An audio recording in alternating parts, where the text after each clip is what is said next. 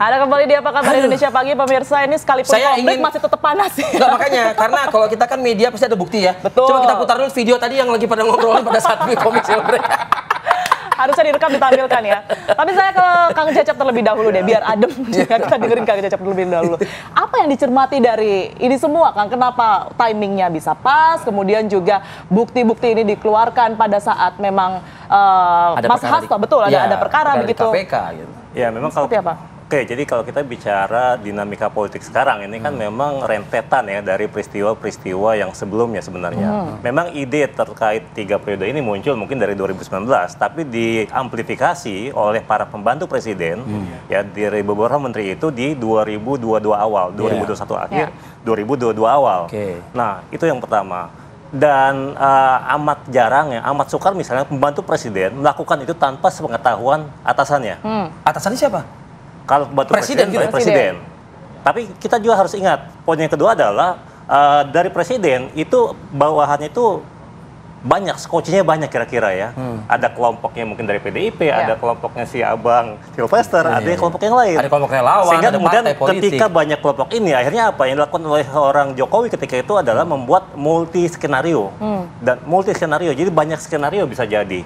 Ya dia bisa menggunakan skoci-skoci di bawahnya itu untuk kemudian melakukan strategi atau mengukur ya, kalau kebijakan publik dikeluarkan, kalau misalnya ada perpanjangan 3 periode itu dimunculkan, bagaimana reaksinya? Jadi hukum artinya reaksi. sepengetahuan presiden dong berarti. Kalau menteri-menteri ini kalau dugaan saya nggak akan berani seorang menteri mengeluarkan pernyataan-pernyataan pasti tersebut. terkoordinasi begitu. Oke, itu poinnya. Nah, tapi kemudian ini kan baru muncul belakangan nih. Ini sebenarnya udah irrelevan. Sekarang udah 2024 ya. Presidennya udah Pak Prabowo. Udah ganti juga sebenarnya. Tapi kemudian ini kan muncul karena ada kasus yang tadi mungkin menyangkut yang disampaikan di KPK. Pak Armi tadi di KPK ya. Nah, yang sekarang kita bisa lihat adalah bagaimana seorang Jokowi sebagai pejabat publik sebelumnya ini jujur atau enggak nih. Dia kan selalu bilang seperti itu. Ya sekarang tinggal masyarakat nilai. Kalau kita mau menilai kejujuran seorang pejabat publik sebelumnya itu bisa dilihat beberapa hal. Pertama kita lihat konsistensi dari yang bersangkutan. Bagaimana pernyataan beliau konsisten enggak dari 2019, 2022, 2023. Dari analisa Anda? Ya, sebentar. Ada satu. Yang kedua, bagaimana antara ucapan versus tindakan. Ya, itu yang. Kemudian yang ketiga konteks politiknya. Nah, kalau kita bicara konsistensi, dia bicara mungkin konsisten. Kalau ada yang mau ini menampar diri sendiri, menjilat dan seterusnya. Tapi kemudian kalau ya itu dari sisi kita kan bisa melihat dari 2 perspektif. Betul. Nah, kemudian yang kedua kalau kita bicara tindakan versus ucapan, ya kita bisa lihat bagaimana ucapan beliau dalam beberapa kasus misalnya, bagaimana tindakannya. Ada yang sama, ada yang berbeda. Ya sebagai seorang politisi mungkin bisa berbeda-beda ya. Nah, kemudian konteks politiknya kenapa muncul sekarang? Ya kenapa muncul sekarang ketika kasus sudah irrelevan. Tapi ya bisa jadi itu kan respon dia terhadap media yang lagi dia keluar rumah ngantar tamu mungkin. Doorstop lah gitu. Doorstop ya. Masih tanya respon. Jadi respon. Panik katanya. Anda melihatnya panik nggak sih? Atau hanya sekedar responsif saja? Responsif ya, bisa jadi responsif ya. Bagaimana respon dia? Ya, tapi kan ketika dia merespon itu, ya dia, saya kira dalam konteks dia menegasi ya, menegasi isu-isu yang muncul. Tentu kan ketika dia bikin, makanya kan ketika kita sebagai publik, ketika dia bikin yang reaction yang door ya. Kemudian setelah itu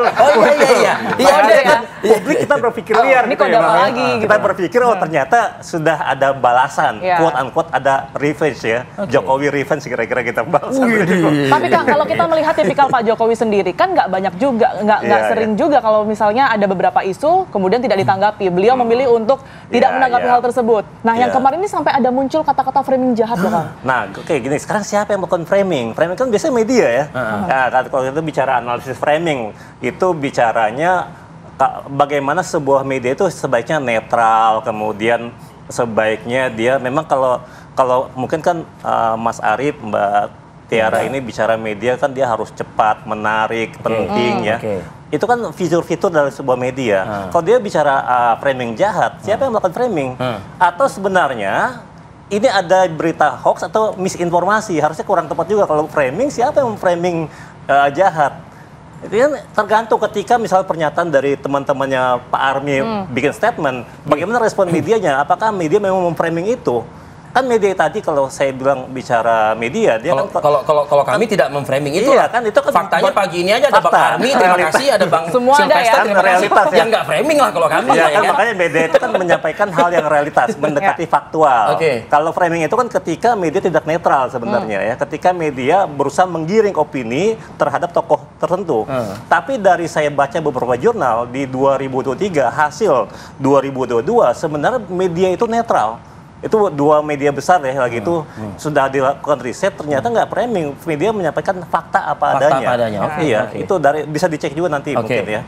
Jadi sekarang kalau kita bicara apa namanya mungkin kurang tepat menggunakan framing jahat.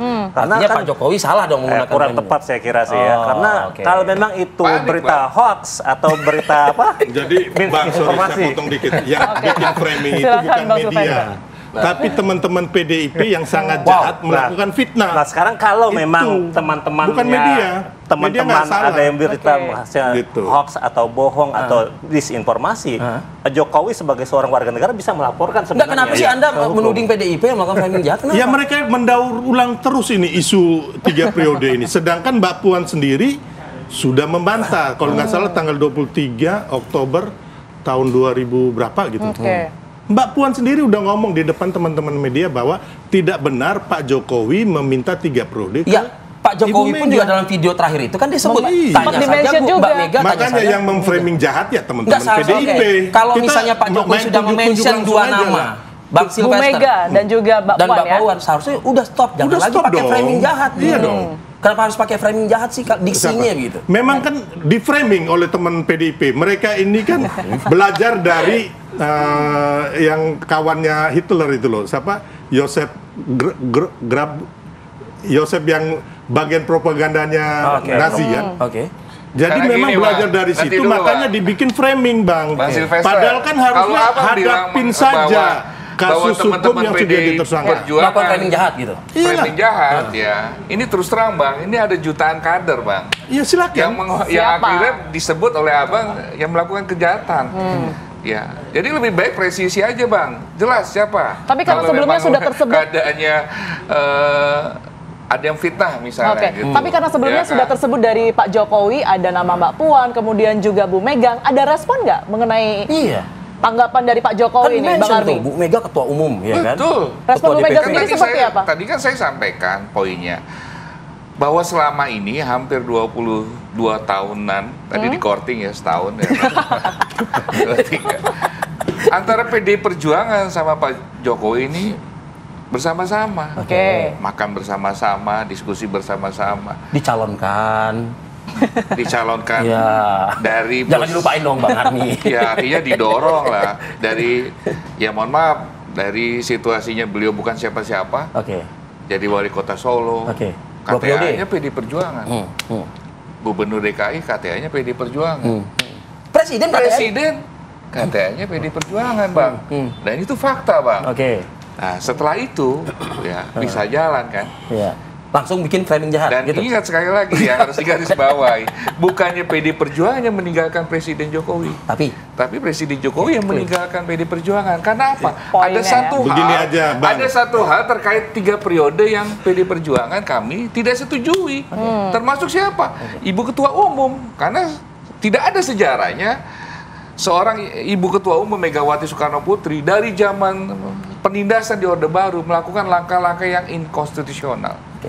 Dan itu fakta empiris diamini oleh Pak Yusuf Kalla dan para tokoh bangsa.